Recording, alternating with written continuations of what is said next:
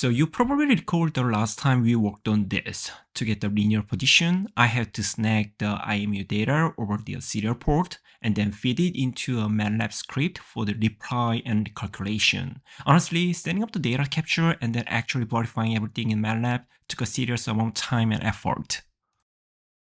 But here's the best part. This new project makes things way simpler. We are now streaming the IMU data wirelessly using UDP straight into a Python script. That means the second we capture the data, we can immediately check the motion tracking results.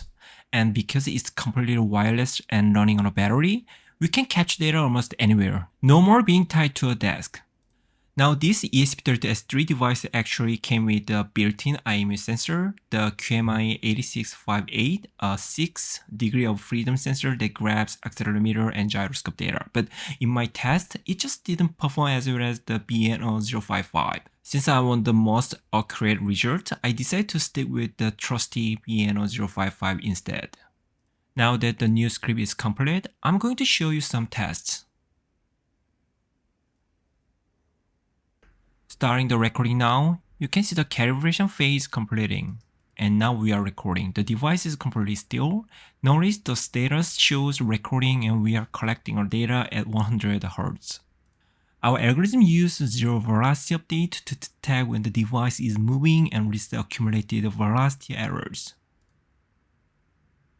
Here are the results. Let's look at the 3D trajectory visualization. As you can see, the position remains almost at the origin. There is no drift in any direction. Moving from 50 to 0, back to 50, 50 to 0, and back to 50. Keeping the motion smooth and controlled along the x-axis only. There is a small spike in negative x acceleration right at the start of each movement. This is real acceleration being measured by the IMU, but it's not resulting in actual backward displacement. It's just the transient force during the acceleration phase. Alright, shifting over to the y-axis. Just like before, the test was also performed across the 50 cm range. It's critical to be able to isolate and accurately observe the movement when it occurs only in a single directional axis. Now for the z-axis, that's the vertical movement up and down. Since the movement is directly affected by gravity, I'm actually expecting a few more errors in our data this time around.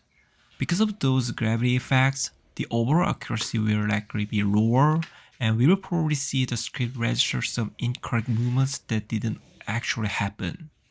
Calculating accurate linear position with just 1/9 of IMU is too difficult. Sensor drift and the required complex algorithms create significant errors. So while it's tough to calculate a precise position in 3D space with this setup, I think we can still get a really good idea of the movement's trend.